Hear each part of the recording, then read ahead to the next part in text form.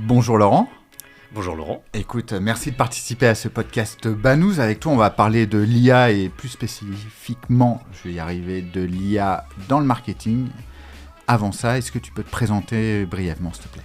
Alors Laurent Duvernay-Guichard, moi je suis le cofondateur de Spine, qu'on a monté il y a 2 ans et demi. Et avant ça, je fais partie des dinosaures du marketing digital. Ça fait plus de 15 ans que je fais ça.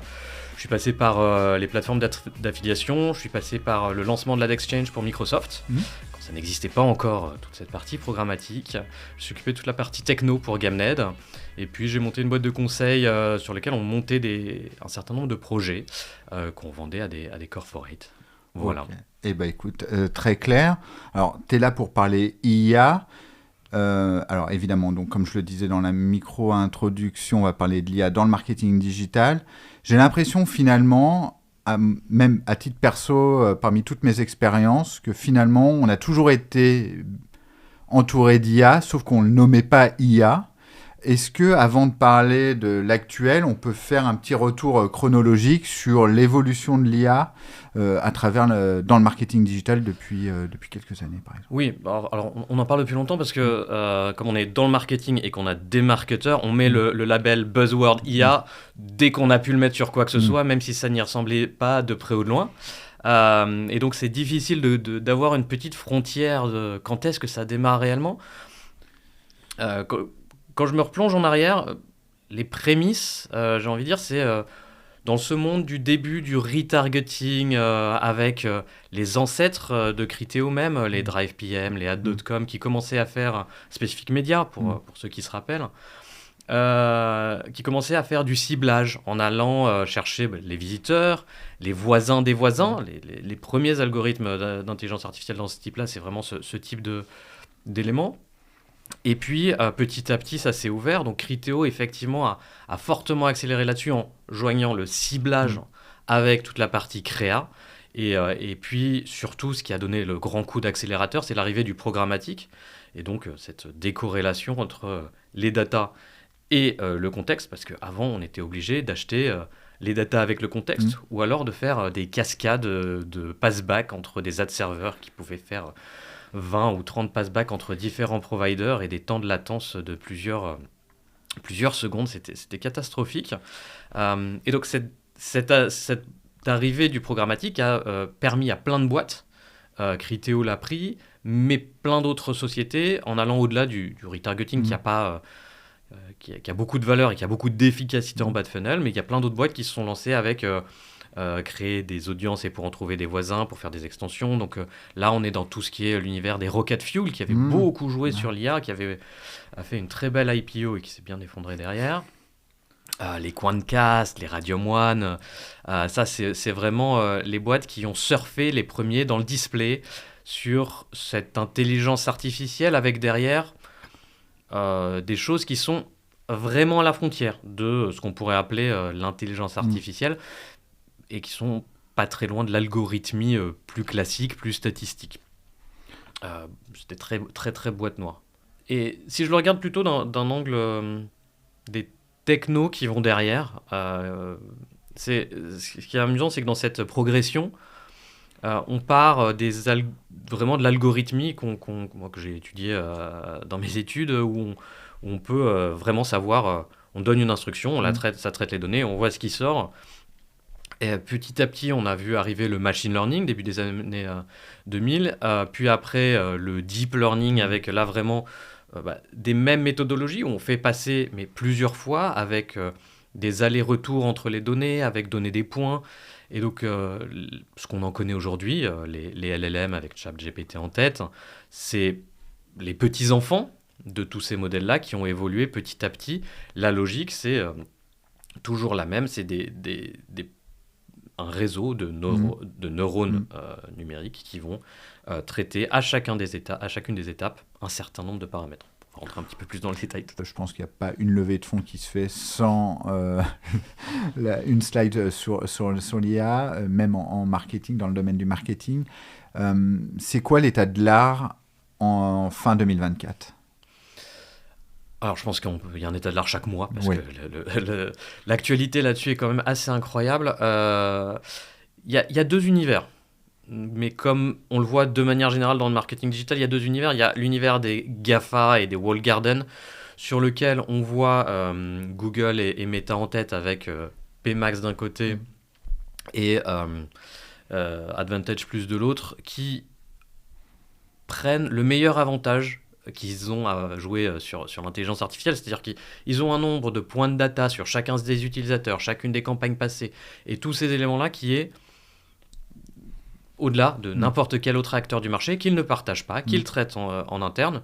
Ils se protègent bien avec la privacy pour dire qu'ils ne donnent pas aux tiers, mais ça les avantage aussi parce que ça leur permet d'utiliser ça pour maximiser leurs revenus par page et d'avoir des performances qui commencent à être vraiment très intéressantes. Les débuts de PMax étaient un peu houleux, c'était pas tout à fait ce qu'on pouvait faire. Google pousse énormément dessus, les agences, les annonceurs sont incentivés, et petit à petit on voit que il n'y a pas d'autre choix que de mettre une grande partie de ces campagnes là-dedans. Et donc là-dessus, c'est la boîte noire qui s'agrandit pour prendre plus de part dans la chaîne de valeur, de plus en plus sur je vais t'aider en aval sur les landing pages, je vais t'aider en amont sur les créas, évidemment sur le ciblage, sur le prix que tu vas payer, sur tous les canaux que tu vas pouvoir avoir. Et ça permet aussi de simplifier pour l'acheteur quand même pas mal de choses dans sa réflexion, avec une opacité assez forte. Donc ça, c'est un monde qui, j'ai envie de dire, qui continue le chemin qui s'était tracé depuis bien longtemps. Et puis, il y a aussi pas mal de choses qu'on peut voir par ailleurs. C'est-à-dire que ça va être fonction par fonction dans le marketing digital. La première qui a été traitée, c'est vraiment toute la partie ad copy sur Google, où on crée les messages. Dès 2020, il y a des boîtes qui se sont créées pour faire créer tous les petits messages pour les liens. Petit à petit, les images aussi, donc avec tous les formats, que ce soit pour créer des nouvelles idées, ou pour remplacer un pan assez énorme du revenu des agences créa, qui est toute la déclinaison créative. Là où avant, tu les payais pour avoir un set dans chacun de tes formats, et ça prenait du temps, et donc du coup, tu limitais.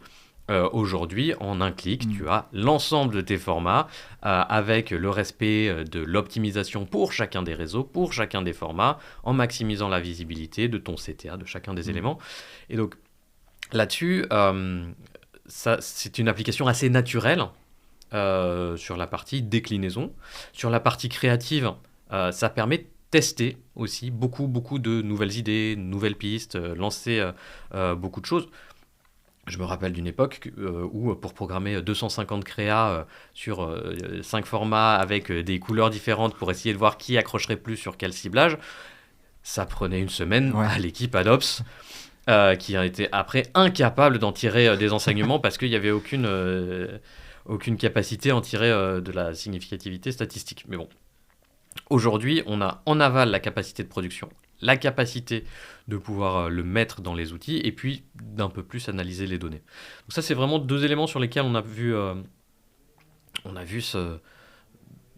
cette technologie s'appliquer naturellement. Finalement, l'IA a aussi remplacé l'être humain dans la gestion des campagnes, en fait, dans le pilotage. Et avec pas mal d'efficacité quand même, sur un certain nombre de cas. Et on voit que ce soit à l'intérieur d'un PMax ou même dans certaines agences où ils essaient d'automatiser tous ces éléments-là, l'IA, elle fait quand même mieux sur... je connais tes campagnes sur les 10 dernières années. Je sais quels sont tous tes Black Friday, je sais quels sont les CPC qu'ont payé tes concurrents, je sais quelle est la saisonnalité, je sais beaucoup de choses, ce qui se passe sur tous les pays. Mais en revanche, elle ne sait que ça. Ce qu'elle ne sait pas, ce que l'account stratégiste savait et sait toujours, c'est est-ce que y a un crash d'avion qui fait que c'est plus la peine de faire de la pub sur des vols. Est-ce qu'il y a une élection américaine qui fait que tout le monde va regarder que ça et va arrêter d'investir sur des nouveaux plans d'épargne? Est-ce que mon concurrent fait une promotion? Et tous ces éléments-là qui seraient complètement intégrables par une IA, c'est une liste d'éléments de contexte qui sont aujourd'hui infinis et qui sont assez faciles à intégrer pour un humain qui vit dans cet univers et qui...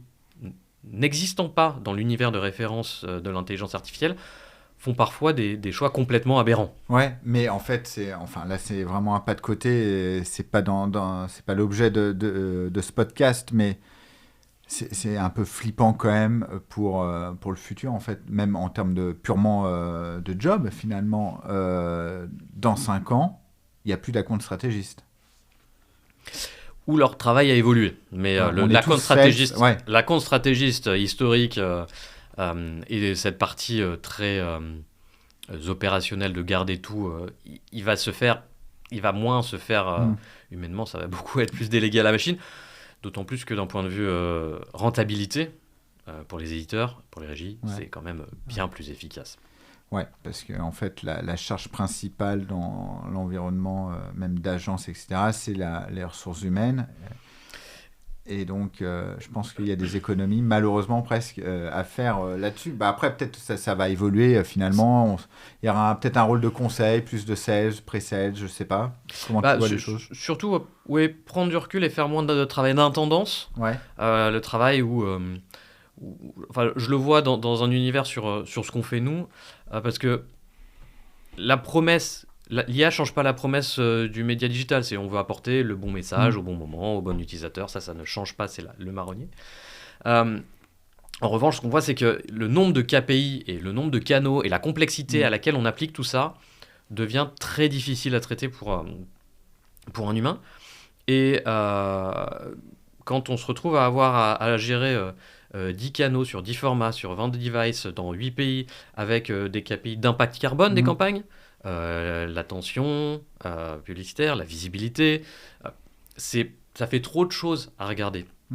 Et donc l'intelligence artificielle permet de rassembler les informations, de les avoir toutes en top of mind et de faire émerger à un opérateur humain qui lui va prendre les décisions et savoir un petit peu quelles sont les choses qui font du sens, parce que c'est des outils qui sont très cultivés, qui peuvent traiter beaucoup de choses, et qui ne sont pas forcément très intelligents. Ça changera probablement. À ce stade, il y a quand même beaucoup une vision copilote, avec une intelligence artificielle qui va cruncher, et un humain qui va prendre le mémo et acter. D'accord, très clair.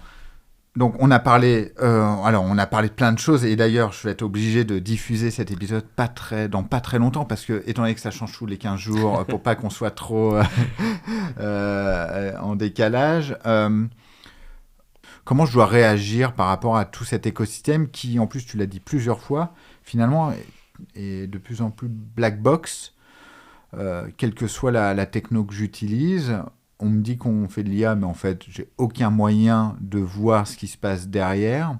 C'est quoi les points d'attention pour un marketeur ?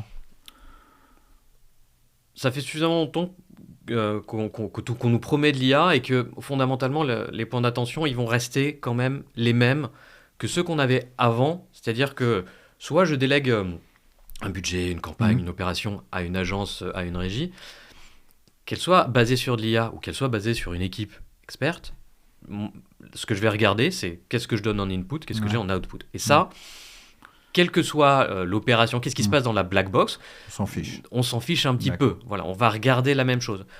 Les points d'attention spécifiques par rapport à l'IA, c'est quand même garder en tête la spécificité des modèles actuels. C'est-à-dire que c'est des modèles probabilistes. Qu'est-ce que ça veut dire ? C'est que tous ces modèles transformers sont des modèles qui vont écrire, définir le terme qui a le plus de probabilité d'être le terme juste suivant. Donc si je fais 100 fois la même requête dans ChatGPT, il est très probable que 97% du temps, 97 fois j'aurai quelque chose de pertinent, mais pas la même réponse, et 2 ou 3 fois je vais avoir des choses assez incongrues, créatives, qu'on appelle les hallucinations.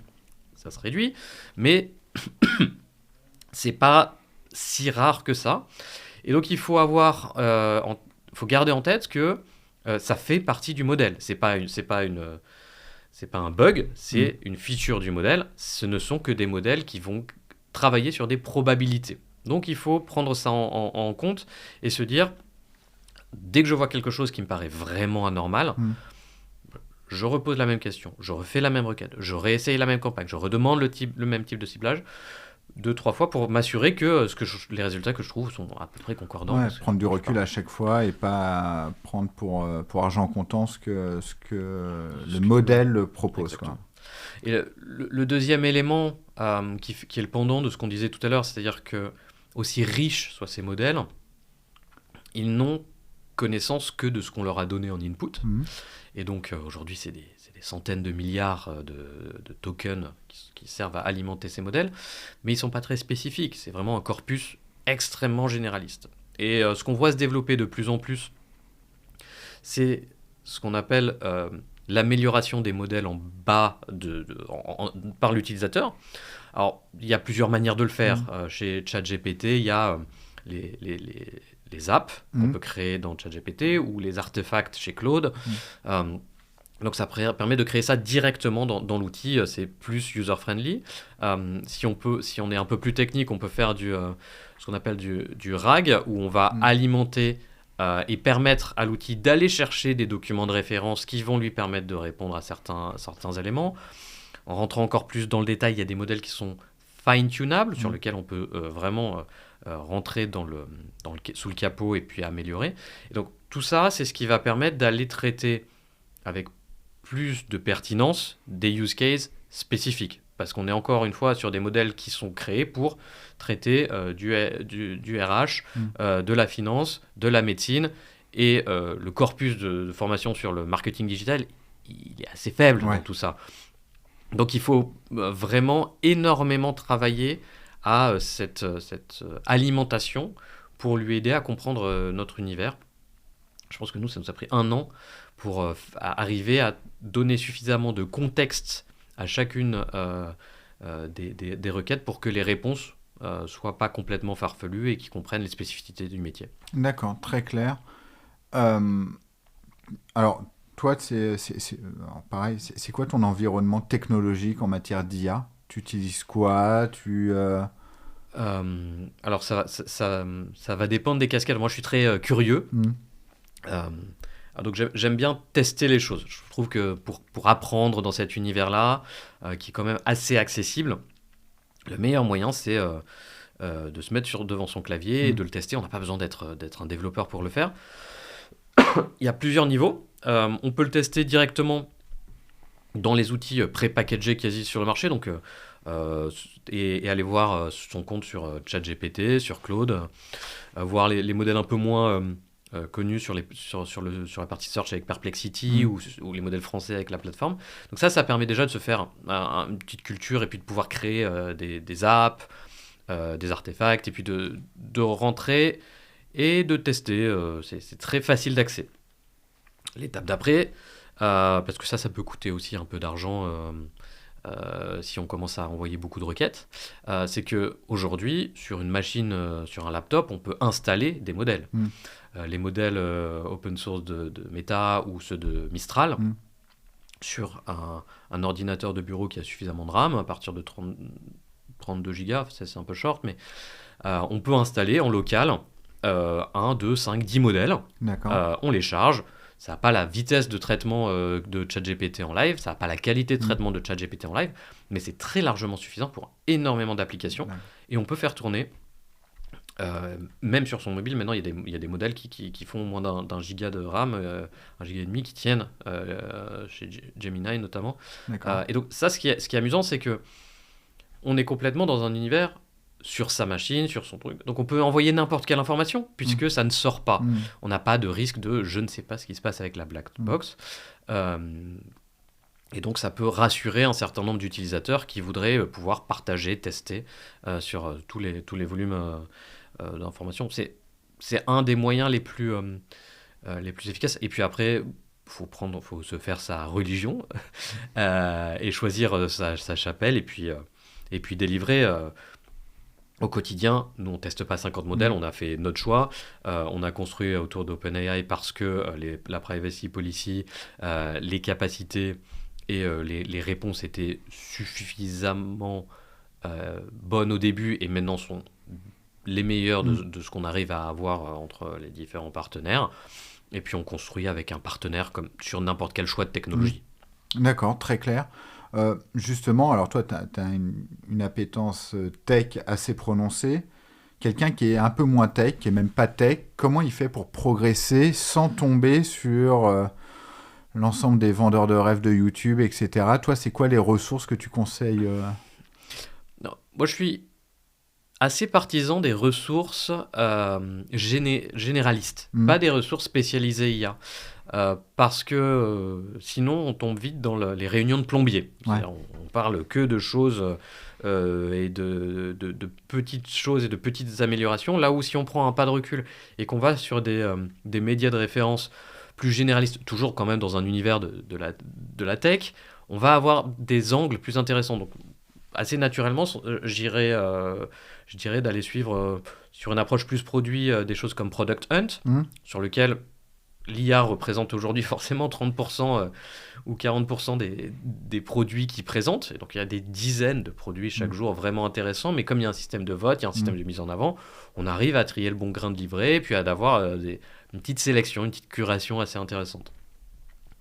Je trouve que le blog de Y Combinator, Hacker News, a aussi fait émerger plein d'éléments super intéressants.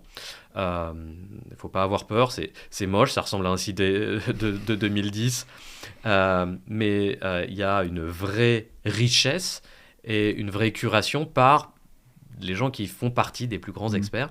Et encore une fois, c'est pas spécialisé dans l'IA, mais c'est aussi un filtre. Ça veut dire que les choses qu'on va voir ressortir là sont probablement les choses les plus intéressantes. Puis après, il y a des ressources plus pour comprendre comment ça marche derrière. Et encore une fois, c'est pas forcément sur ceux qui sont spécialistes. En préparant notre discussion, j'ai essayé de réfléchir à ce que je regardais au début. Et pour comprendre comment marchent les modèles, j'ai vu que la channel YouTube qui m'avait le plus aidé, c'était 3 Blue 1 Brown, qui est une chaîne plutôt qui explique des concepts mathématiques. D'accord. Et qui n'est pas du tout tech ou quoi que ce soit, c'est plutôt très pure maths. Et comme en fait, ce ne sont entre guillemets que des mathématiques, c'est là où on peut avoir la déconstruction qui démystifie autant que faire se peut ces sujets-là. Et c'est quand même YouTube, on n'est pas dans un univers sur lequel on va se perdre trop. Après, il y a évidemment des centaines de comptes sur Twitter et sur LinkedIn dont la qualité varie et puis surtout la constance. Donc du coup, j'ai plutôt tendance à privilégier des sources généralistes qui vont dans le temps toujours alimenter. Chacun fait son marché. Ok, super. Merci Laurent pour ces précisions. De toute façon, on mettra les liens dans les commentaires et sur la page de l'épisode sur banous.com. Et Y Combinator, c'est Sam Altman qui était mentor au sein. Qui a été, il me semble, patron par intérim. Après, c'est Paul Graham qui l'a créé. Et Sam a repris le flambeau pendant quelques temps avant de se lancer sur l'Open. Bon, de toute façon, que des stars dans cet accélérateur de start-up. Merci beaucoup, Laurent. Je pense qu'on pourrait, d'ailleurs, si cet épisode vous intéresse, dites-le nous, et puis je réinviterai Laurent pour continuer la discussion sur l'IA, mais je pense qu'on pourrait en parler pendant les 15 prochaines heures au minimum. Où est-ce qu'on peut te suivre, Laurent, ton actualité ? Je suis assez peu présent sur les réseaux, sur LinkedIn professionnellement, mais c'est principalement l'endroit sur lequel on peut me trouver et puis me contacter directement, avec plaisir. Eh bien super, merci beaucoup Laurent. Merci Laurent.